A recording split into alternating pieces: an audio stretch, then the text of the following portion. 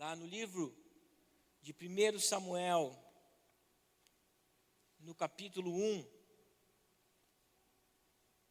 nós vamos dar sequência àquilo que eu tenho falado desde o início desse mês de novembro, sobre esse posicionamento em vivermos o novo de Deus.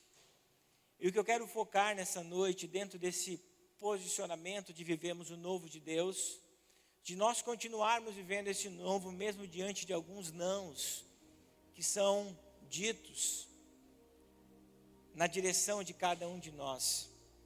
Então, mais uma vez, 1 Samuel, capítulo 1, do versículo 1 até o 18. Eu sei que é um pouquinho extenso, mas eu quero que você leia comigo, preste bastante atenção. Havia um homem chamado Eucana, que vivia em Ramá, na região de Zuf, na região montanhosa de Efraim. Era filho de Jeroão, filho de Eliú, filho de Tou, filho de Zuf, de Efraim. Eucana tinha duas esposas, a primeira se chamava Ana e a segunda Penina.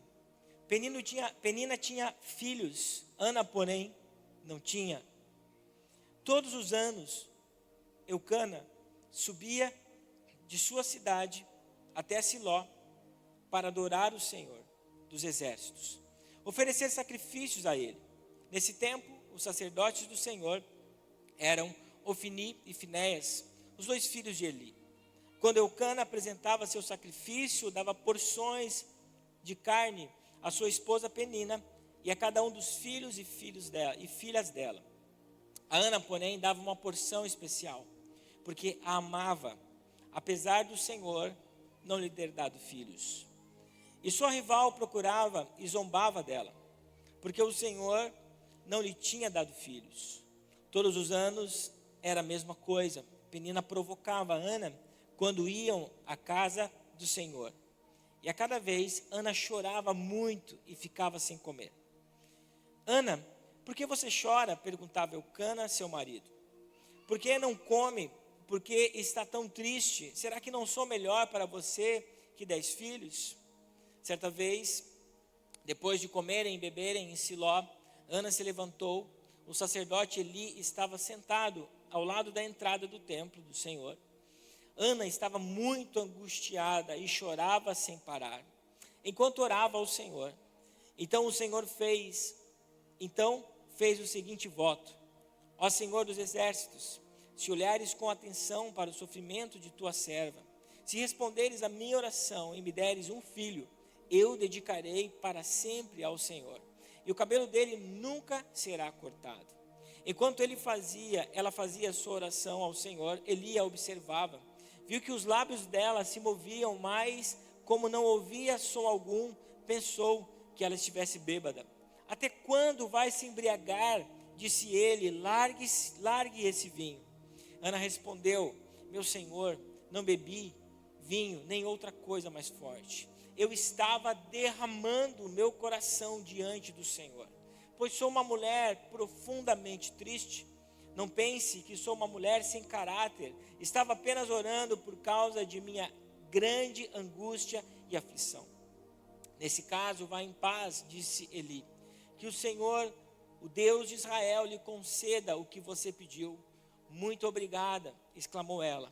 Então Ana voltou e começou a se alimentar novamente, e seu rosto já não estava mais triste. Vamos orar. Pai, obrigado pela tua palavra. Como ela é preciosa, como ela é santa para cada um de nós. Como ela produz mudança. Mudança, Senhor, que produz uma mudança de comportamento, uma mudança de vida em cada um de nós. Não existe como aquele que é impactado pela tua palavra continuar sendo o mesmo. E nessa noite, Senhor, que ela seja eficaz ao nosso coração. E que essa palavra multiplique no meu e no coração dos meus irmãos, no mínimo 30 e no máximo 100 por um. Tudo que tenta roubar a nossa atenção, tudo que tenta roubar a nossa semente nessa noite, nós repreendemos e clamamos que não tem poder sobre nós, em nome de Jesus. Meus irmãos, eu acredito que todos vão concordar comigo que a nossa natureza humana, ela tem muita dificuldade de receber não como resposta. É muito perceptível que essa dificuldade, ela surge logo no início da nossa vida. Ou a partir do momento que começamos a ter independência, se formos contrariados. Essa contrariedade gera para nós um grande problema. Você que tem filho pequeno, se você o exortar, você vai ver que a partir do momento que ele tem independência, ele não vai gostar da exortação. Isso faz parte da nossa natureza. Isso faz parte de quem nós somos, não gostarmos de receber negativas, não gostarmos de ser contrariados em relação àquilo que pensamos, àquilo que desejamos ou àquilo que queremos fazer. Só que quando nós caminhamos com o Senhor e desenvolvemos um relacionamento de intimidade com Ele e buscamos a sua vontade para a nossa vida, certamente, não é quem sabe, certamente, nós vamos receber muitos nãos de Deus. Nós vamos receber muitas negativas de Deus em relação a muitos sonhos e muitos projetos que nós temos. Todavia, esses nãos, eles têm o objetivo não de nos punir, eu já falei isso para você, que Deus, ele não joga contra você, pelo contrário, ele joga a seu favor. Por isso que muitas vezes esses nãos, eles vão gerar coisas maiores e melhores na nossa vida. Assim como o pai, para proteger e para guardar o seu filho, vai dizer vários nãos. Assim Deus vai fazer conosco. Se nós estamos desejando crescer nesse relacionamento com Deus, se nós estamos desejando viver essa intimidade com Deus, não vai fazer parte desse processo de construção de Deus em nossa vida. E nós vamos perceber, meus irmãos, que o primeiro não de Deus, que a palavra do Senhor nos mostra, está relacionado à proteção. Nós vamos ver isso logo no princípio de todas as coisas, quando Adão e Eva estavam no jardim. Gênesis capítulo 2, versículo 16 até o 17, diz o seguinte: mas o Senhor Deus lhe ordenou, coma à vontade dos frutos de todas as árvores do jardim, exceto da árvore do conhecimento do bem e do mal. Se você comer desse fruto, com certeza morrerá.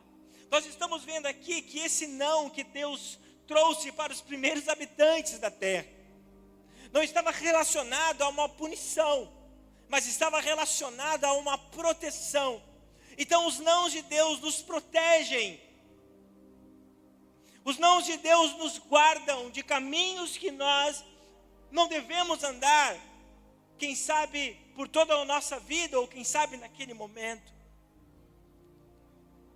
Portanto, hoje a nossa visão precisa estar alinhada com Deus, diante de alguns nãos que nós estamos recebendo. Isso nós vamos identificar que a vontade de Deus é maior e melhor do que a nossa. Mesmo diante de estações que nós estamos vivendo, de Deus nos abençoando de uma grande forma. Mesmo Deus nos dando tantas coisas, em 2025 foi o ano da conquista para essa igreja. Nós pisamos nesse prédio maravilhoso que Deus nos deu. Deus deu tantas coisas para muitos de vocês que eu sei, e eu faço parte disso. Deus me deu um filho. Mas isso não quer dizer que eu não vou receber nãos negativas de Deus, porque eu estou vivendo coisas novas. E nós vamos ver o apóstolo Paulo, na sua segunda carta aos Coríntios, no capítulo 4.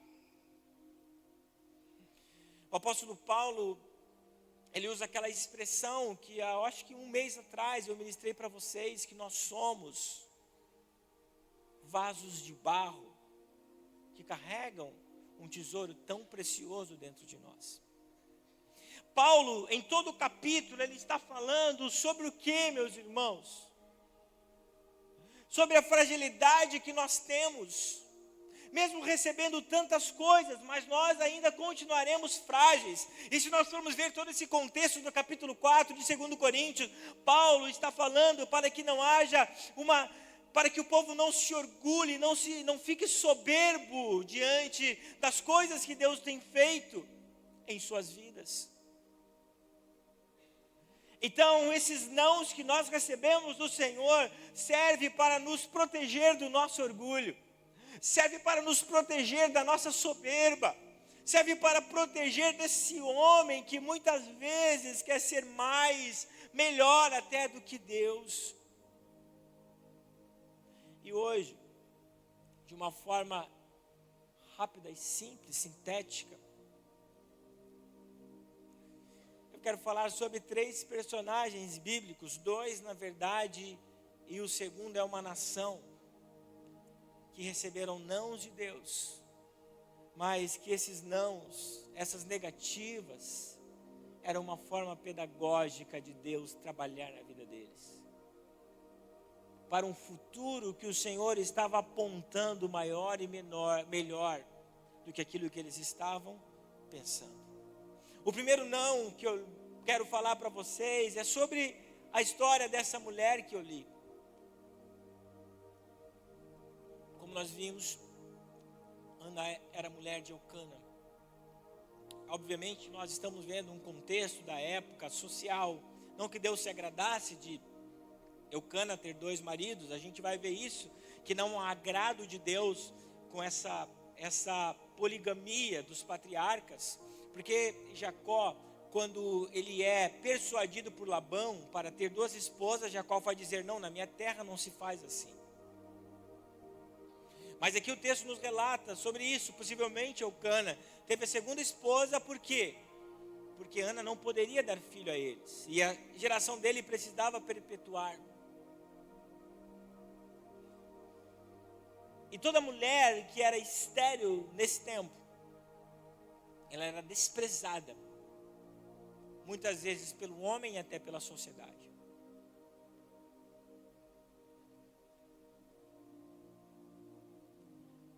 Antes de nós entrarmos nessa história, eu vejo que um dos objetivos dos nãos de Deus é forjar o nosso caráter.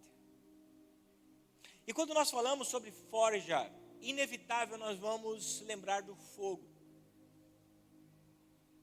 A forja está relacionada ao fogo, a você ser moldado no fogo, a você ser purificado pelo fogo. Paulo também fala isso, sobre as nossas obras, que as obras que nós fazemos aqui na terra, elas serão passadas aonde? No fogo. E o fogo vai testificar a qualidade das nossas obras. Se elas são pedras preciosas, se elas são ouro, se elas são prata ou se elas são como feno.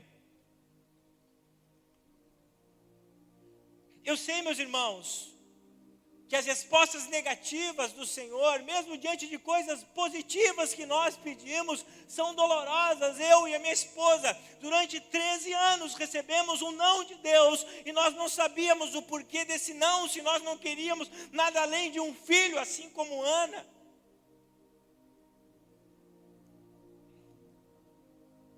Às vezes nós pensamos, eu pensei, eu peço algo para ti, Senhor, que não prejudica ninguém. Mas mesmo assim o Senhor continua negando algumas coisas. Só que nós precisamos entender que Deus pode dizer não ou ainda não para o nosso pedido. Não ou ainda não.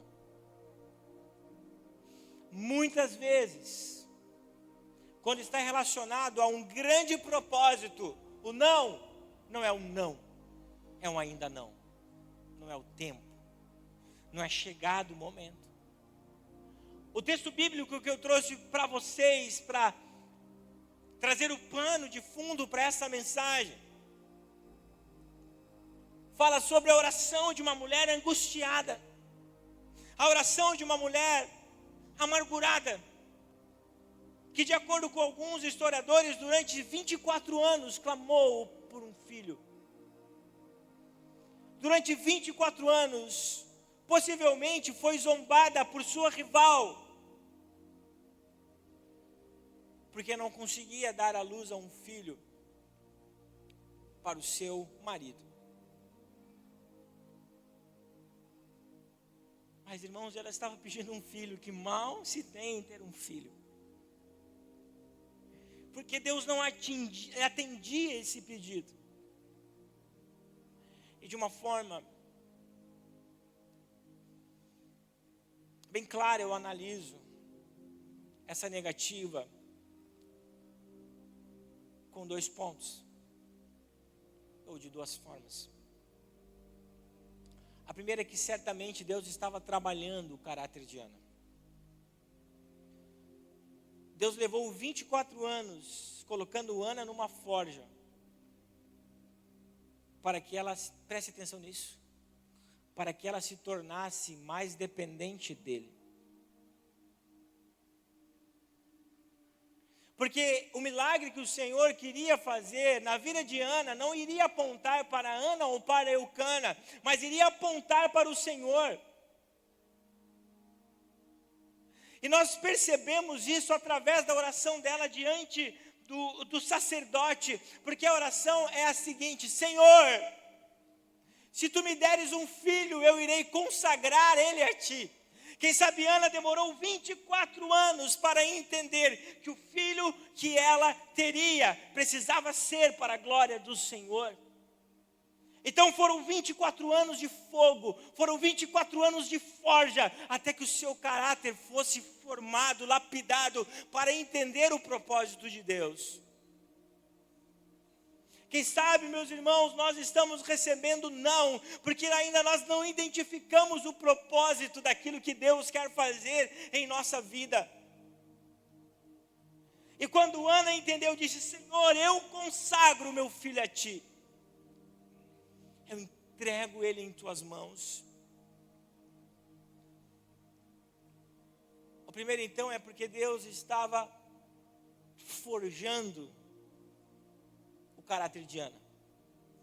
E o segundo, que é o que eu acho mais extraordinário,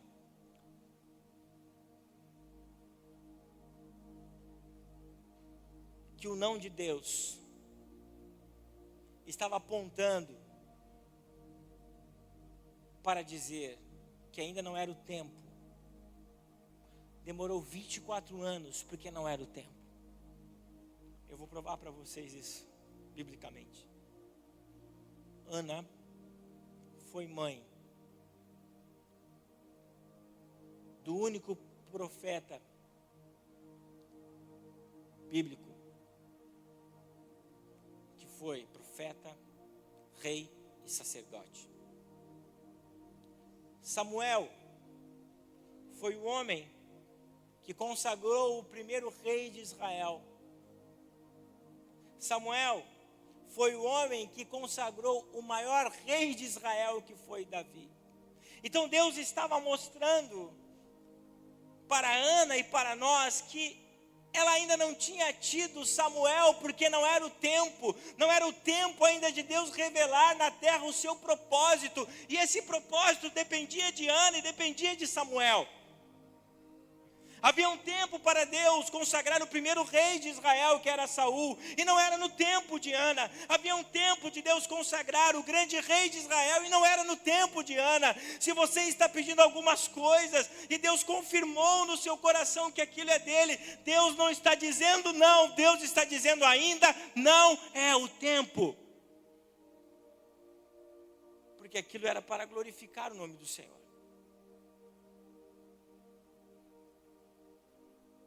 Samuel não deveria nascer 24 anos antes, porque não era o tempo chegado do Senhor estabelecer a monarquia em Israel. Os sonhos de Deus na nossa vida apontam para coisas maiores, igreja. Esses nãos de Deus que nós recebemos muitas vezes é para nos levar a um propósito maior do que aquilo que nós estamos pensando. É o não que forja o nosso caráter, é o não dizendo que ainda não é tempo.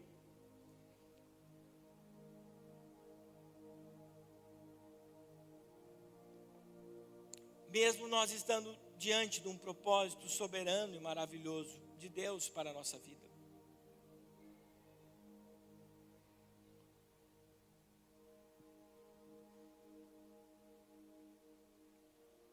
E o segundo está relacionado ao não que o Senhor Deus deu agora para o maior rei de Israel, chamado Davi. Davi tinha um grande sonho no seu coração.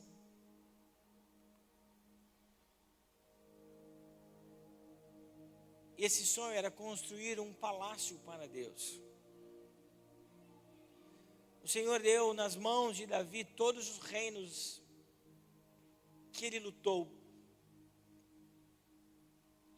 Davi se estabeleceu como homem segundo o coração de Deus.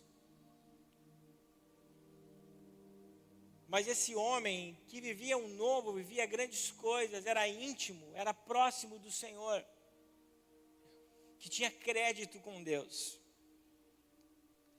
Quando ele foi pedir algo tão simples, quem sabe, diante de tantas vitórias que Deus concedeu, o Senhor disse não. O segundo livro de Samuel, no capítulo 7, no versículo 5 e 6, diz o seguinte. Aqui é o profeta Natã já falando para Davi. Vai e diga ao meu servo Davi, que assim diz o Senhor. Acaso cabe a você construir uma casa para eu habitar? Desde o dia em que tirei os israelitas do Egito até hoje, nunca morei numa casa, sempre acompanhei o meu povo de um lugar para um outro, numa tenda, num tabernáculo. Quando nós olhamos com o nosso olhar humano, nós podemos limitar os propósitos do Senhor. Esse que é o nosso problema. Nós sempre queremos limitar a visão de Deus a nossa. Davi foi um homem aprovado por Deus, um servo quebrantado, amado pelo Senhor. Por mais que Davi tivesse perto de Deus, a sua visão era limitada para esse sonho e propósito que Deus tinha. O Senhor havia prometido um trono eterno para Davi, e de fato aconteceu, porque Jesus é descendente de Davi. Mas o propósito de Deus não era para Davi construir o templo. O propósito de Deus era para que seu filho Salomão assim fizesse. Um homem que não teria que se preocupar mais com guerras, mais com destruições, mais com sangue na sua espada. Um homem que tinha uma missão, e a missão de Salomão era amar a Deus e construir um templo. Certamente a capacidade, a sabedoria necessária para erguer esse templo tão glorioso, tão majestoso, não estava destinado a Davi, mas sim a Salomão. O texto bíblico em 1 Reis, capítulo 10, versículo 23 e 24, diz que esse templo que Davi construiu, que Salomão construiu, era tão grande, era tão magnífico, a sabedoria de Salomão era tão grandiosa, que as nações da terra, os reis da terra, vinham consultar um homem que era declarado o homem mais sábio de todas as nações. Muitos, preste atenção nisso, muitos planos que temos em nosso coração, à primeira vista, parecem ser grandes e perfeitos, mas na verdade são apenas esboços, são desenhos que o Senhor realmente quer fazer. Por isso que naquele momento, naquela situação, Ele vai nos dizer não. Ele apenas está nos dando um sonho, Ele está apenas esboçando na nossa mente, esboçando no nosso coração aquilo que Ele quer fazer. Quem sabe aquele não quer dizer, ainda não é o tempo, ainda não é o momento. Mas esse desenho que Deus colocou no seu coração, mesmo Ele dizendo não, está apontando para algo maior e melhor que Ele quer fazer na sua vida. Davi não tinha capacidade. Davi não foi colocado por Deus naquele trono para isso. Mas o Senhor apenas deu um esboço para Davi. Porque quando Salomão pegou o trono, assentou-se no trono, Davi já havia preparado todos os materiais e todas as riquezas para que o seu filho, com tamanha sabedoria, conseguisse executar o projeto de Deus para aquela nação. Então, meus irmãos, quem sabe esse não que você está recebendo de Deus hoje está apontando para coisas maiores que o Senhor quer fazer na sua vida. Aquilo que você tem e recebeu um não e não executou é apenas um esboço, é apenas um rascunho daquilo que Deus quer fazer na sua vida. E por fim, o personagem agora é uma nação. A nação de Israel. A nação que viveu cerca de 450 anos no Egito. E a maior parte desses anos, quase 90%, mais até, viveu como escrava. E chegou o tempo de Deus libertar essa nação. E Deus libertou essa nação com muitos milagres. Foram 10 pragas, e todas as 10 pragas eram para revelar a grandiosidade do Senhor. Cada praga que o Senhor enviava era para combater algum deus do panteão que existia no Egito. E Deus derrotou todos os deuses do Egito através das pragas que Ele enviou. E quando o faraó amoleceu o seu coração, Deus amoleceu o coração de faraó. E ele liberou o povo para adorar no deserto. E o povo disse, agora já era. Recebemos a vitória, vamos. Mas nós vamos pelo caminho mais curto. Pelo caminho que em cerca de 40 dias nós vamos estar lá. E Deus disse, não. Você vai pelo mais longe. Você vai pelo caminho que eu tenho no meu coração, cerca de 3 meses. O texto bíblico nos diz o seguinte, em Êxodo capítulo 13, versículo 17. Quando por fim Faraó deixou o povo sair, Deus não os conduziu pela estrada principal que corta o território dos filisteus. Era uma estrada onde havia um grande comércio, teria que passar por grandes cidades. E essas cidades poderiam temer a Israel, pensando que eles estavam vindo para a guerra. Embora fosse o caminho mais curto, muitas vezes, meu irmão, um caminho mais curto na sua vida não é o caminho correto. Não é o caminho que vai levar para você no destino certo. Quem sabe o caminho mais curto, muitas vezes, é para te parar. Aí Deus manda assim, faz uma nova rota no seu GPS, que vai dar 100 quilômetros a mais.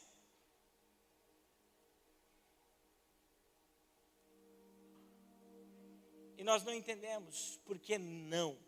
Porque essa estrada se fechou. Porque essa porta se fechou. O texto continua dizendo, Deus disse, se eles tiverem de enfrentar uma batalha, pode ser que mudem de ideia e voltem ao Egito.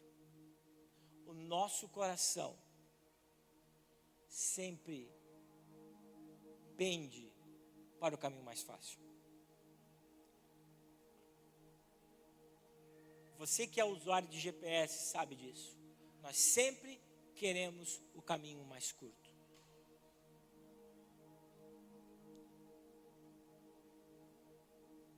Nós sempre queremos ir pelo caminho que vai nos levar ao destino mais rápido. E nesse contexto, o Senhor não permitiu que a nação de Israel fosse pelo caminho mais rápido. Pelo contrário, os conduziu pelo caminho mais longo. E o Senhor fez isso para poupar Israel. O Senhor fez isso porque sabia, se eles se deparassem com um grande inimigo, que eram os filisteus, eles iriam retroceder, eles iriam voltar para trás, e voltar para trás significa voltar para a escravidão. Voltar para o lixo de Israel, do Egito, melhor dizendo. Voltar para o local que eles viveram 400 anos, debaixo da opressão de Faraó. Deus disse não ao caminho mais curto para preservar o coração deles. Deus diz não para nós muitas vezes, meus irmãos, para preservar o nosso coração. E o mais interessante dessa história, que esse não que Deus deu para a nação de Israel, era o não de libertação. Quem sabe Deus está dizendo não para você, é porque Ele está querendo libertar a sua vida.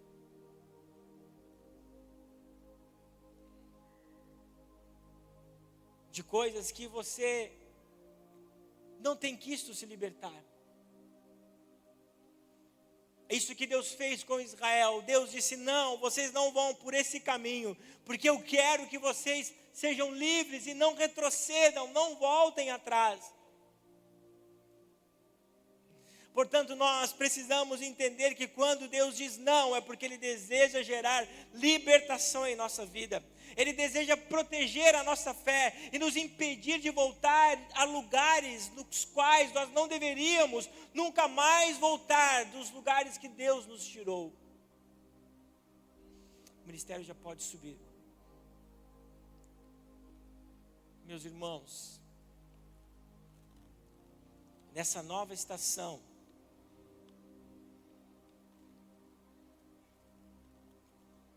que nós estamos vivendo, uma estação de graça e misericórdia, bondade e misericórdia, serão acompanhadas de muitos nãos na sua vida.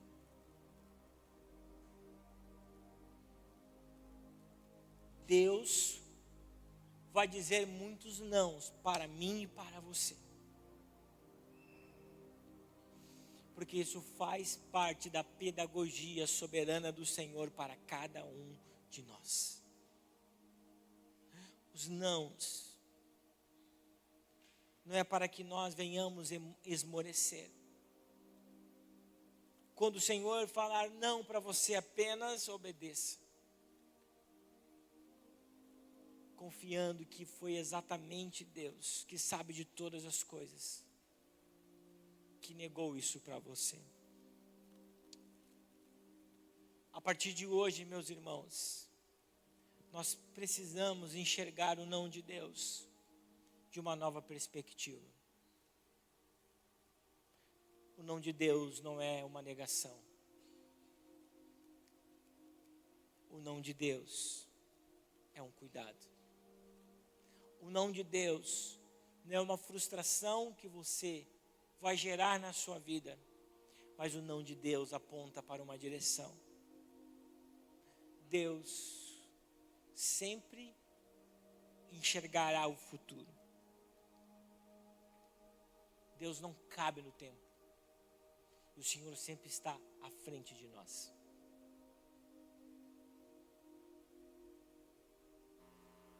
E Ele sabe o que é melhor para você.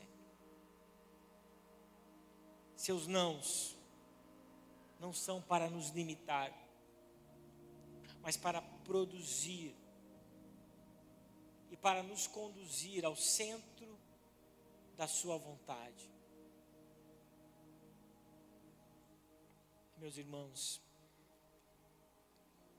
assim como um pai